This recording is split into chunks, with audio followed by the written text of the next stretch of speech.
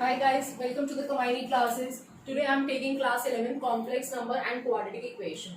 So we have already done almost topic of this chapter. Today is my last session of the same. See, this is your, first of all I am taking Argand plane or complex plane. What does it mean?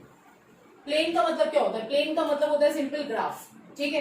अब complex plane का मतलब, complex का मतलब क्या होगा? Combination of a real and imaginary. जैसे कि z है मेरा x प्लस आयोटा y, ठीक है। सो x is a real part, यानी कि अगर मैं चाहूं तो रियल ऑफ z क्या लिखूंगी? x, इमेजिनरी ऑफ z कितना आएगा मेरा? y, the part of iota. अब इसी चीज को आपको सीधा सीधा ग्राफ के ऊपर उठाकर प्लॉट कर दोगे तो क्या बन जाएगा? ये आर्गन प्लेन या फिर कॉम्प्लेक्स प्लेन। कॉम्प्लेक्स प्लेन क्यों? क्योंकि हमने जो इसका ग्राफ है, जो इसका प्लेन है, उस पर किस चीज को शो किया हुआ है? Complex number. तो देखो यहां पर, this is your graph, positive X axis, negative X axis, positive Y axis, negative Y axis. तो जैसे मान के चलो यहाँ पर हमारे पास कोई कॉम्प्लेक्स नंबर है -1 प्लस आयोटा। अब इसको हमें कॉम्प्लेक्स प्लेन पर मेंशन करना है। तो सबसे पहले तो आपको ये देखना पड़ेगा कि what is the value of x and what is the value of y। तो x is the pure real ना, तो x इसके अंदर कितना आ गया मेरा? -1, विदाउट आयोटा वाला पार्ट इज रियल ना। उसके बाद y, the part of iota, the imaginary part. Imaginary कौन सा है इसमें? ये रहा, प्लस आयोटा। इसके साथ कुछ भी नहीं है, मतलब 1 होगा, तो मेरा y भी कितना आ गया? 1। इसका मतलब कोऑर्डिनेट क्या बनता है हमारा? -1 एंड 1। x -1 पर y हमारा 1, यानी कहीं यहाँ पर आ जाएगा -1 और 1। तो ये आपका क्या हो गया? कॉम्प्लेक्स प्लेन का पॉइंट एक यहाँ पर ये आ गया। सेम वे से देखो, -2 प्लस 0 आयोटा, या खाली हमने लिखा -2। -2 को आपने आर्गन प्लेन पर मेंशन करना है। तो फिर से आपको लिखना पड़ेगा स्टैंडर्ड फॉर्म के अंदर। What is the real part? Real part is -2 and what is imaginary part? Imaginary part is not given. तो मैंने आपको पहले भी बताया हुआ था, जो पार्ट मिस होगा उसको आप लोग 0 से मेंशन कर दोगे, ठीक है। तो इस क्वेश्चन को हम लोग वापस क्या लिख सकते हैं? -2 प्लस 0 आयोटा। तो इसका x कितना हो गया? -2 एंड y कितना आ गया इसका? 0, द पार्ट ऑफ आयोटा। तो कोऑर्डिनेट क्या बन गया? -2, 0। x -2 कहां पर है? सपोज ये मेरा -1 था, -2 ये रहा, -2 पर y हमारा 0, ये यहीं का यहीं पर आएगा, और x एक्सिस -2 0। आई होप ये वाला टॉपिक सबको समझ आ गया होगा। इसके अंदर क्या था? सीधा सीधा आर्गन प्लेन और कॉम्प्लेक्स प्लेन, मतलब जो आपको कॉम्प्लेक्स नंबर की फॉर्म दी हुई है उसको सीधा सीधा आप लोग ग्राफ के ऊपर मेंशन कर दो, ठीक है। अब हमारा जो नेक्स्ट टॉपिक है, देखिए वो क्या है?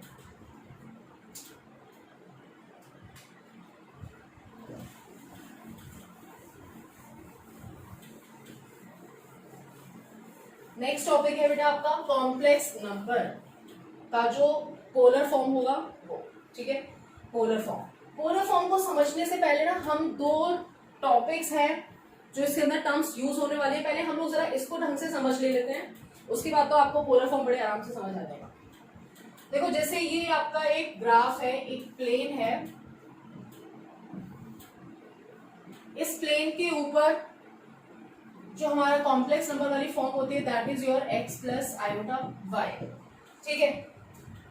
इस प्लेन के अंदर मैंने आपको लास्ट क्लास में भी बताया था कि मॉड्यूलस क्या होता है। मॉड्यूलस का मतलब होता है मोड ऑफ z, और मोड ऑफ z का फॉर्मूला मैंने क्या बताया था? Under root of real part का स्क्वायर प्लस में इमेजिनरी पार्ट का स्क्वायर। याद है सभी को? यही था इसका फॉर्मूला। अगर अब आप लोग इसको प्लेन पर देखते हो तो प्लेन पर x प्लस आयोटा y, अभी भी मैंने समझाया आपको कॉम्प्लेक्स प्लेन या फिर आर्गन प्लेन कैसे मेंशन कर सकते हैं। मान लो दोनों ही पॉइंट हमारे पॉजिटिव है, तो x यहाँ पर है और y यहाँ पर, मतलब कहीं यहाँ पर आ जाएगा हमारा पॉइंट क्या?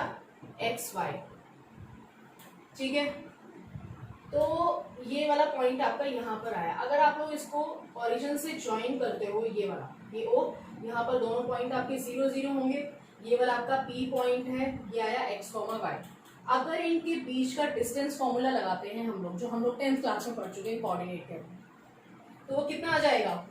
Under root of x2 minus x1 का स्क्वायर मतलब x माइनस 0 x का square plus y2 minus y1 मतलब y माइनस 0 y का स्क्वायर। तो ये जो under root of x square plus Y square जो कि फिलहाल के लिए यहाँ पर लॉन्गेस्ट साइड दिख रही है मुझे, इसी को क्या बोला जाएगा हमारा मोड ऑफ जेड। इसी मोड ऑफ जेड को हम लोग आर भी बोलते हैं। आर आपका कहां पर यूज होगा आपको बाद में समझ आएगा। फिलहाल ये देखिए कि जो आपका मोड ऑफ जेड है वही आपका आर है और दोनों चीजें किसकी इक्वल होगी हमारी, under root of real part का स्क्वायर प्लस इमेजिनरी पार्ट का स्क्वायर। ठीक है, अच्छा ये क्लियर हो गया होगा सबको। अब इसी पर्टिकुलर लाइन पर आपके पास एक एंगल बनता है on positive X axis, this is called theta. ठीक है, तो ये जो एंगल बन रहा है यहां पर इसको क्या बोला जाता है, आर्ग्यूमेंट ऑफ जेड।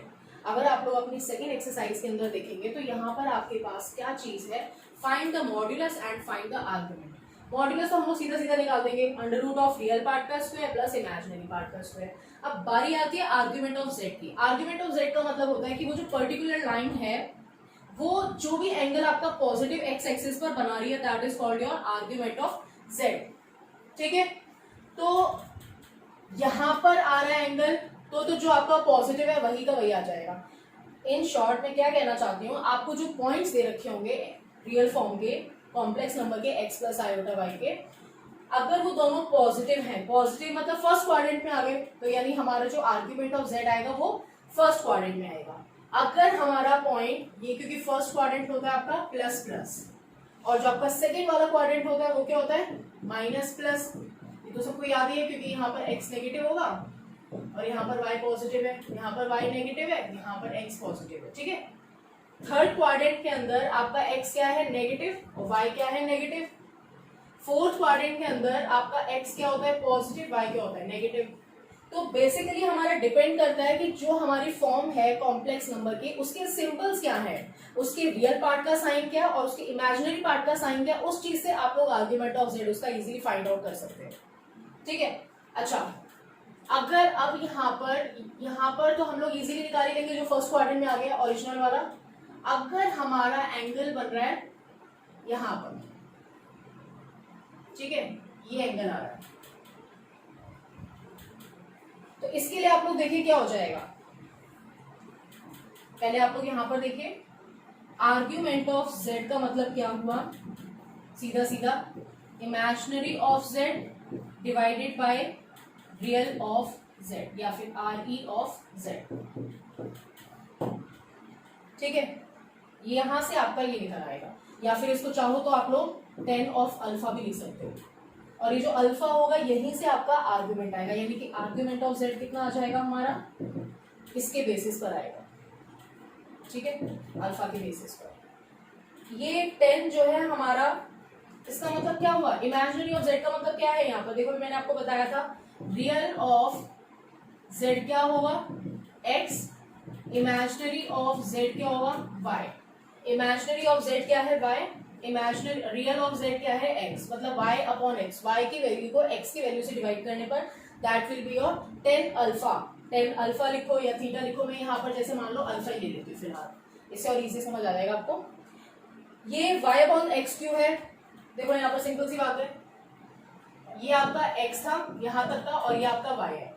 अगर आपको टेन थीटा की वैल्यू फाइंड आउट करनी है तो टेन थीटा आपका क्या आएगा, 10 का मतलब क्या होता है देखो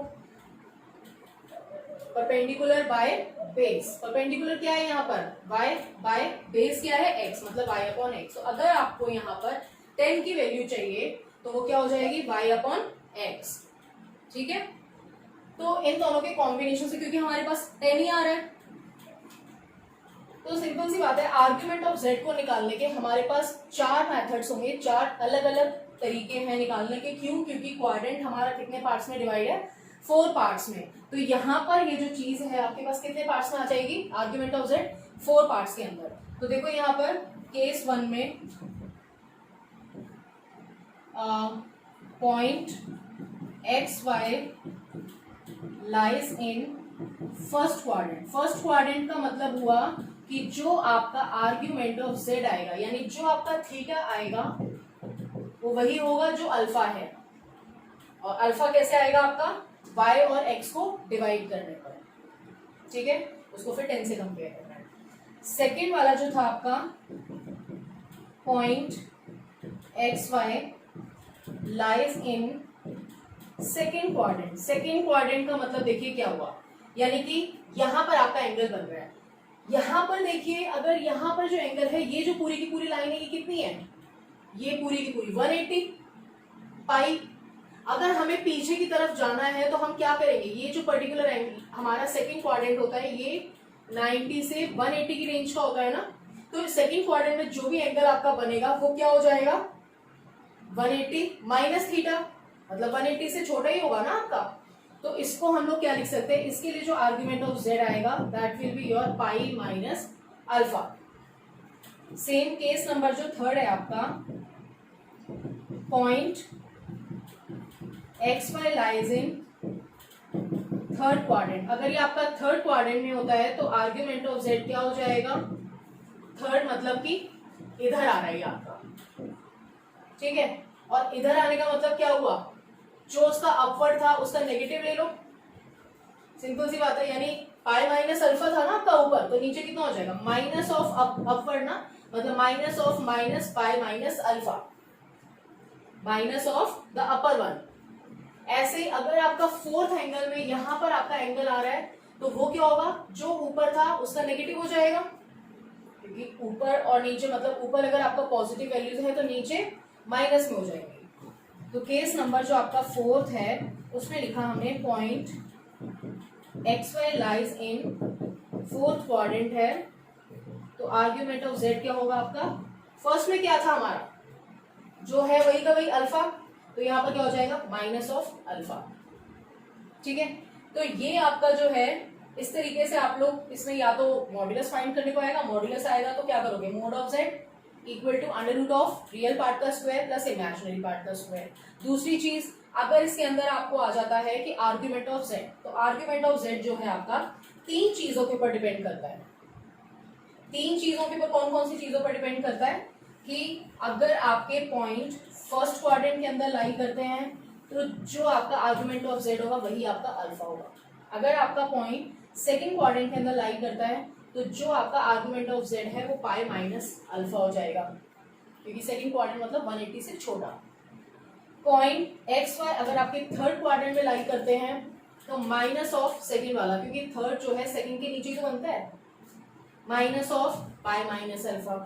फोर्थ क्वाड्रेंट का मतलब आर्ग्यूमेंट ऑफ जेड क्या हो जाएगा, डाउनवर्ड ऑफ फर्स्ट वन, तो यहाँ पर अल्फा था तो यहाँ पर माइनस अल्फा हो गया, ठीक है। अब मैं यहाँ पर कुछ एग्जांपल ले लेती हूँ, उससे आपको ये इजीली समझ आ जाएगा। अब जैसे ये वाला क्वेश्चन देखो, इस क्वेश्चन में आपको एक तो इसका मॉड्यूलस फाइंड आउट करना है और एक आर्ग्यूमेंट। क्वेश्चन है आपका find its modulus and argument of Z. तो देखो इसमें कैसे फाइंड आउट करेंगे, मैंने भी आपको बताया कि मॉड्यूलस का मतलब क्या होता है, मोड ऑफ जेड, और मोड ऑफ जेड आप लोग कैसे फाइंड आउट करते हैं। फिलहाल तो यहाँ पर z जो है उसका रियल पार्ट क्या है 1 and real part of real तो हो चुका है, इमेजिनरी पार्ट ऑफ z क्या है इसके अंदर, द पार्ट ऑफ आयोटा √3, ठीक है। तो मॉड्यूलस का मतलब पहले क्या होता है, मोड ऑफ z या r, दोनों एक ही बात है। तो मोड ऑफ z या r लिखो in under root of x square plus का y square. What is your x, x is 1, जो भी रियल पार्ट ऑफ z होगा वो आपका x होगा, मतलब 1 का square plus part of imaginary मतलब y √3 का स्क्वायर, तो ये कितना आ गया, 1 का स्क्वायर 1, √3 का 3, 1 + 3 4, अंडर रूट से बाहर आया 2। ये आपका हो गया मॉड्यूलस। एंड बारी है आर्ग्यूमेंट की। तो आर्ग्यूमेंट देखिए यहाँ पर कैसे निकालेंगे। आर्ग्यूमेंट निकालने से पहले आप लोग ये चेक कीजिए कि आपके पॉइंट्स कहाँ पर लाई कर रहे हैं। x आपका पॉजिटिव है, y आपका पॉजिटिव है, यानी बोथ लाई इन फर्स्ट क्वाड्रेंट। दोनों वैल्यूज अगर आपकी प्लस प्लस है तो कहाँ पर लाई कर जाएंगी, फर्स्ट क्वाड्रेंट में। तो आपने लिखा point X Y lies in first quadrant. तो फर्स्ट क्वाड्रेंट देखिए, पहले तो आप लोग यहाँ पर अपना अल्फा फाइंड करोगे और टेन अल्फा यानी अल्फा 10 के अंदर ही आता है, उसका मतलब क्या हुआ मोड में y अपॉन एक्स, मतलब y आपका क्या है फिलहाल √3/1, ठीक है। तो अब आप लोग ये चेक कीजिए कि 10, अच्छा मोड से वैल्यू बाहर निकल कर क्या आएगी हमेशा प्लस, तो ये आपका √3 आ गया, √3/1 मतलब √3। अब आप लोग ये चेक करो कि √3 10 के अंदर कब आता है, √3 आता है आपका 60 डिग्री पर, और 60 डिग्री का मतलब क्या होता है π/3, तो अल्फा कितना आ गया सीधा सीधा π/3।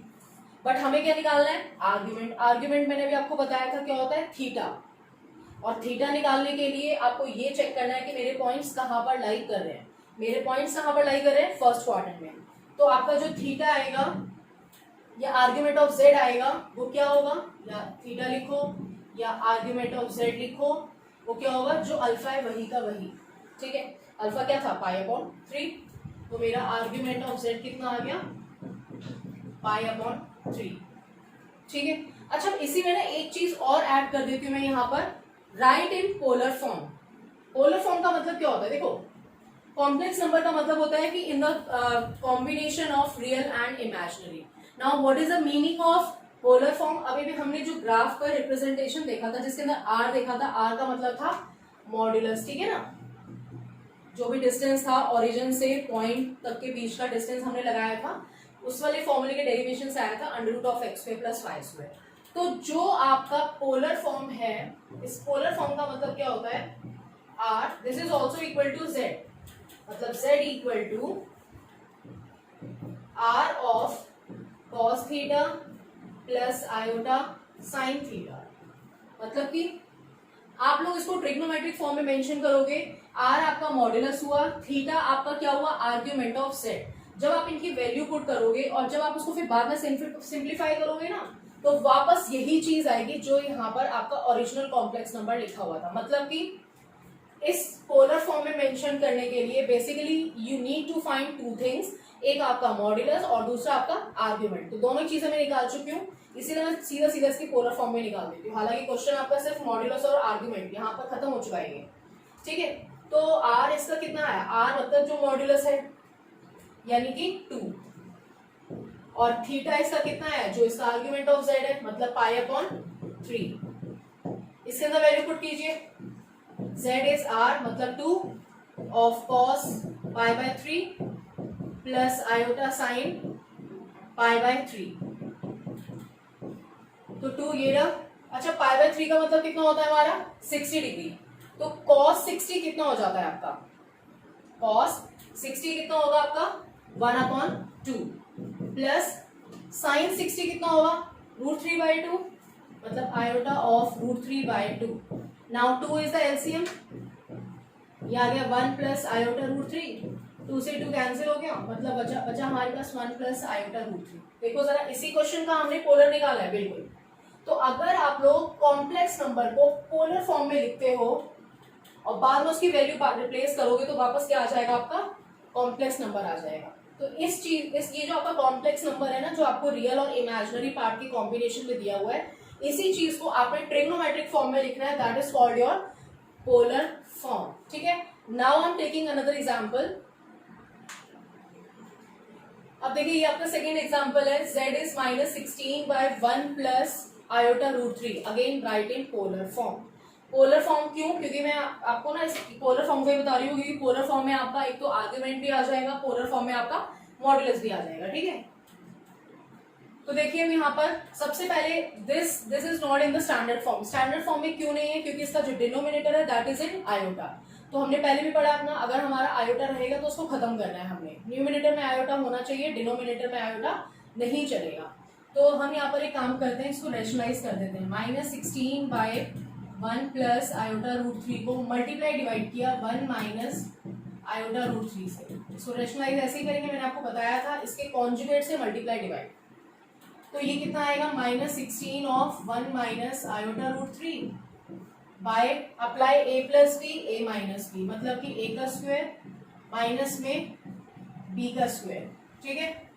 -16 ऑफ 1 माइनस आयोटा √3, 1 का स्क्वायर आया 1 माइनस आयोटा का आयोटा स्क्वायर और √3 का हो गया 3, तो -16 of 1 minus iota √3 1 iota square क्या होता है माइनस का 1, तो माइनस माइनस हुआ plus, 1 plus 3 4, sorry minus 16 of 1 minus iota root 3 by 4, 4 4 the 16 cancel होके कितना आ गया. So what is your standard form, open the bracket minus 4 minus minus plus 4 iota 4 root 3, तो ये आपकी स्टैंडर्ड फॉर्म आ गई minus 4 plus iota 4 root 3. Now you will start your question. ठीक है, तो what is the value of x, x is the real part minus 4, what is the value of y, the part of i imaginary part 4 root 3. इसका r कितना हो जाएगा, अब मैं इसको r और थीटा से मेंशन करूंगी, क्यों, क्योंकि मुझे पोलर फॉर्म निकालना है, उसमें हमें मोड ऑफ z लिखने से बेटर है कि आप लोग r से ही मेंशन करो. ठीक है, तो r आपका क्या हुआ, रियल पार्ट का स्क्वायर प्लस में इमेजिनरी पार्ट का स्क्वायर, मॉड्यूलस ऑफ x क्या है इसका माइनस का 4, y क्या है 4 रूट 3 का square, square of minus 4 4 4 16, 16 into 3 कितना आएगा आपका 48, ये कितना आ गया आपका 64. ठीक है, मतलब स्क्वायर रूट ऑफ 64 आएगा 8 8 64, 8 आ गया. अब मुझे इसमें फाइंड करना है इसका आर्ग्यूमेंट, इसका थीटा. तो इसमें आप लोग यहाँ पर पहले पॉइंट्स अपने चेक कर लो कि आपके एक्स वाई कौन से क्वाड्रेंट में लाई कर रहे हैं. एक्स आपका नेगेटिव है, वाई आपका पॉजिटिव है, यहाँ पर दोनों प्लस प्लस, ये माइनस प्लस, ये माइनस माइनस, ये plus minus, X minus Y plus lies in second. तो यहाँ पर आपने लिखा point X Y lies in second quadrant. ठीक है, तो सेकेंड क्वाड्रेंट में क्या हो जाता है पाई माइनस अल्फा. अब अल्फा निकालना है मुझे, अल्फा मतलब 10 अल्फा इज मोड में y बाय एक्स ना, तो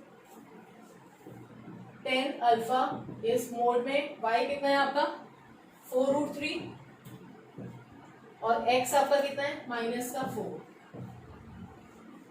ठीक है, 4 से 4 आपका कैंसिल हो गया, मॉड्यूलस में माइनस का रूट 3 और मोड से वैल्यू बाहर आके आपकी क्या हो जाएगी पॉजिटिव, यानी कि 10 अल्फा आपका कितना आ गया रूट 3. ठीक है, यानी आपका 10 के अंदर जो है रूट 3 कब आता है अगेन 60 डिग्री पर, जिसका मतलब हुआ अल्फा इज 60 को आप लोग क्या लिख सकते हैं पाई अपॉन 3. ठीक है, बस हो गया, अब काम खत्म. अल्फा आपका यहां से आ चुका है, बट मुझे क्या चाहिए अपना थीटा. थीटा क्या होगा पाई माइनस अल्फा. तो आपका आर्ग्यूमेंट ऑफ z या फिर आप लोग लिख लो थीटा आपका क्या हो जाएगा पाई माइनस अल्फा. ये चीज आप इससे पहले यहां पर भी लिख सकते हैं, या पहले यहां पर मेंशन कर दो, एक ही बात है. ठीक है, यहां पे भी लिख सकते हैं आप लोग, जैसे कि point X Y lies in second quadrant बराबर है, यहां पर लिखो तो भी चलेगा, यहां लिखो तो भी चलेगा, एक जगह पर मेंशन कर देना कहीं पर भी. ठीक है, तो आप लोग यहाँ पर लिख सकते हो point X Y lies in second quadrant, या यही इससे पहले लिख दो, कोई इशू नहीं है उसमें. सेकेंड क्वाड्रेंट में लाई करने की वजह से आपका थीटा क्या हो जाएगा pi minus alpha. Pi what is the value of alpha pi by 3. Now you will take the LCM 3 into pi 3 pi minus pi, ये कितना आ गया आपका 2 पाई अपॉन में 3, थीटा भी आ गया. So what is your polar form, polar form होती है r ब्रैकेट में cos theta plus iota sin theta. What is the value of r, r is 8. cos of theta यहाँ पर कितना आया हमारा 2 pi upon 3 plus iota sin 2 pi upon 3. This is your answer. ठीक है, अगर अब आप लोग इसको वापस से सिंप्लीफाई करके देखोगे ना तो ये चीज आ जाएगी क्या -4 प्लस 4 रूट 3 आयोटा, या आयोटा 4 रूट 3. ठीक है, अब ये जो एक्सरसाइज है आपकी राइट इन पोलर फॉर्म या only mention argument of z and modulus, तो सिंपली आप लोग इसी तरीके से निकालेंगे. r यानी कि मोड ऑफ z मतलब कि under root of real part का स्क्वायर प्लस इमेजिनरी पार्ट का स्क्वायर, और आर्ग्यूमेंट ऑफ z निकालने के लिए आप लोग 10 alpha modulus of y by X करोगे, जहां जो भी आपका अल्फा आएगा. ठीक है, उसके बाद आप लोग अपने पॉइंट चेक करोगे lies in which quadrant, quadrant के हिसाब से आपका थीटा भी आ जाएगा. ठीक है, कंडीशन में पुट कर देंगे. तो ये आपका पोलर फॉर्म में भी दोनों चीजें काम आएंगी, या तो आर्ग्यूमेंट हो गया और आपका मॉड्यूलस, दोनों चीजें पोलर में भी काम आती हैं, या फिर आपका सेपरेट ही क्वेश्चन आ जाता है कि only mention argument and modulus. ठीक है, तो इस ये एक्सरसाइज के अंदर बस आपके पास यही टॉपिक है। I hope the video is clear. If you have any doubt from the same topic you can mention in the comment box. And guys, if you like the video, then please subscribe my channel and share it with your friends.